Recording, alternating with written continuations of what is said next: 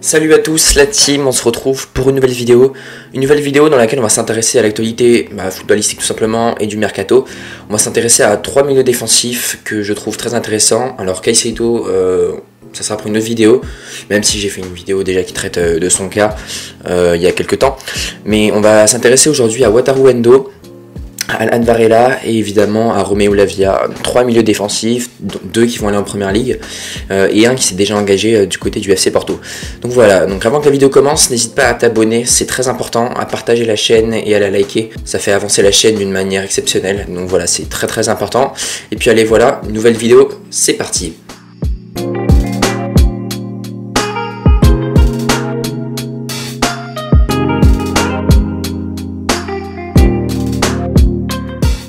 On commence avec Wataru Endo, le milieu de terrain japonais, donc défensif, de 30 ans, qui évolue au VfB Stuttgart. Donc c'est vrai que c'est un peu étonnant de voir Liverpool se positionner sur un tel joueur. Moi personnellement, je suis assez régulièrement et pour moi je sais que c'est tout sauf un hasard, dans le sens où c'est un joueur qui est extrêmement sous-coté, dans le sens où il va être très régulier, capitaine avec Stuttgart. Il a raté quasiment aucun match depuis son arrivée en juillet 2020 à Stuttgart. Il s'est imposé comme un titulaire vraiment indiscutable. Et c'est un 6 qui ne va pas être du tout une sentinelle, c'est-à-dire qu'il va pouvoir faire le boulot d'une sentinelle, mais également il va pouvoir se projeter, comme vous le voyez sur la heatmap que je vous mets ci-dessous. Et franchement, c'est un joueur qui est très équilibré, avec évidemment l'aspect défensif qui est quand même pas dégueulasse, sauf les interceptions, voilà, et les tacles, c'est vraiment pas sa tasse de thé.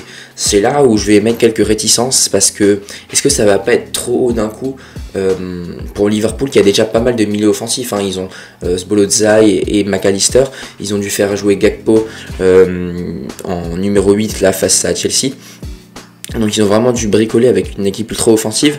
Et justement, le profil de Wataru Endo, est-ce que ça serait pas un profil un peu trop offensif? On voit que son domaine offensif est vraiment très bon pour un milieu défensif, avec une moyenne, on va dire, d'à peu près 75.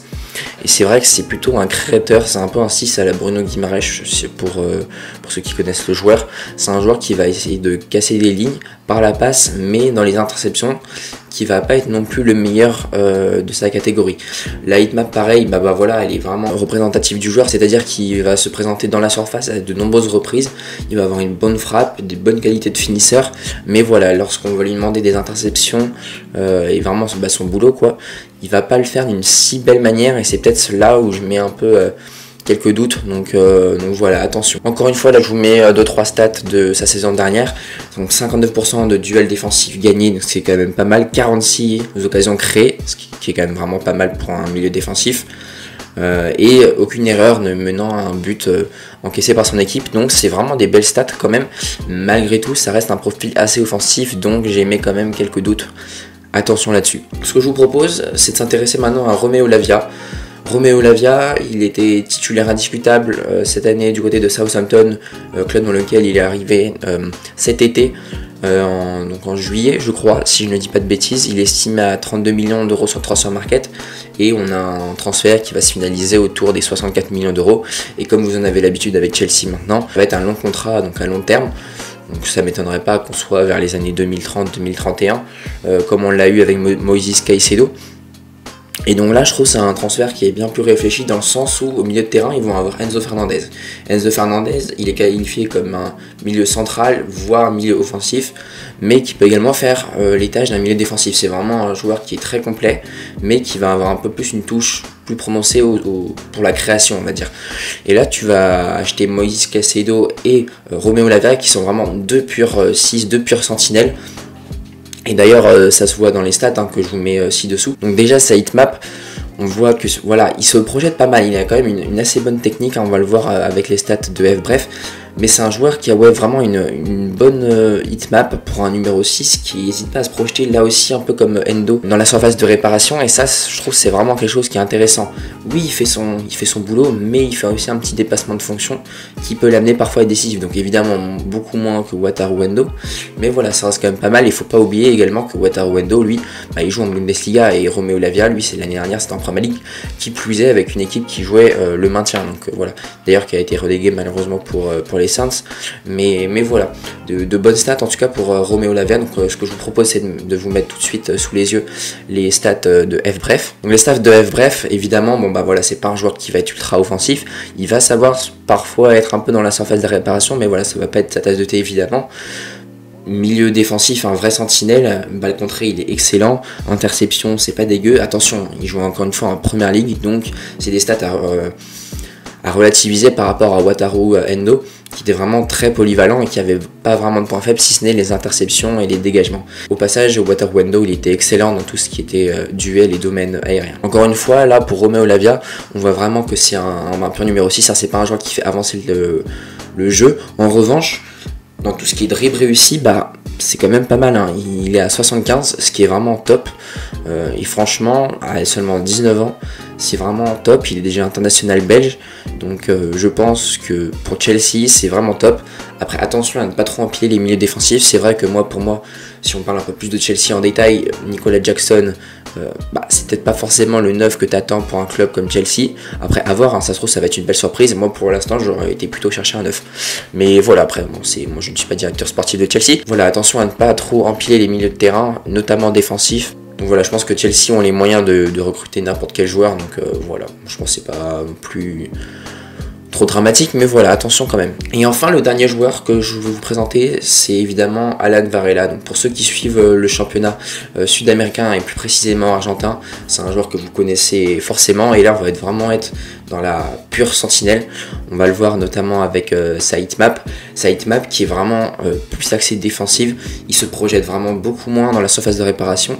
Comme Wataru Endo, lui, il possède une plutôt bonne frappe, hein. On va le voir avec ses statistiques sur FBref, mais c'est un joueur qui est vraiment très complet défensivement et qui se fait rarement passer. Offensivement, moi je trouve quand même que c'est pas si dégueulasse que ça quand même, avec les buts sur les pénaltys qui sont relativement élevés et assez de manière assez surprenante. On va pas se le cacher, je m'attendais pas à ce que les stats soient aussi hautes. Les passes tentées, évidemment, il ne fait pas forcément de passes qui font progresser le jeu, donc pas comme Wataru Endo. Il est bien plus axé sur le domaine défensif. Il va être très fort dans tout ce qui est long ballon, etc. Donc pour vraiment casser des lignes, mais par des passes assez longues. Et puis évidemment le domaine défensif qui est exceptionnel avec 88 en tacle. Interception 80, balle contrée 71, un peu moins bien. Dégagement 88, c'est très bon. Les duels aériens gagnés 75, c'est quand même pas mal. On est dans le vert, c'est bien. Alors après, attention, évidemment, lui, il n'a que 22 ans. Il a été transféré à 8 millions d'euros au FC Porto. Donc attention, c'est une pépite. Il y a quand même une différence de niveau entre les deux championnats argentins et portugais. Le championnat portugais est évidemment plus élevé, ce n'est pas la Ligue 1 non plus. On a 3 gros clubs, le Sporting, le FC Porto, sans oublier le Benfica Lisbonne, mais après t'as Braga, mais voilà, c'est pas non plus des clubs comme la Ligue 1, la Première Ligue, la Bundesliga, enfin bon, bref, les 5 grands championnats.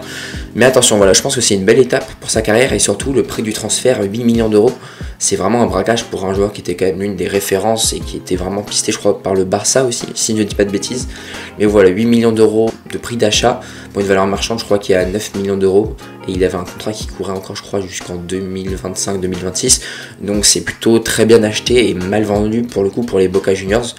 Donc ouais, moi j'ai un gros coup de cœur là-dessus, j'attends de voir ce que ça va donner, mais je suis assez hypé en tout cas à voir l'étendue de ses performances et évidemment son talent qui n'est plus à prouver. Voilà pour cette petite actu mercato les amis, on se retrouve assez rapidement pour de nouvelles actus mercato.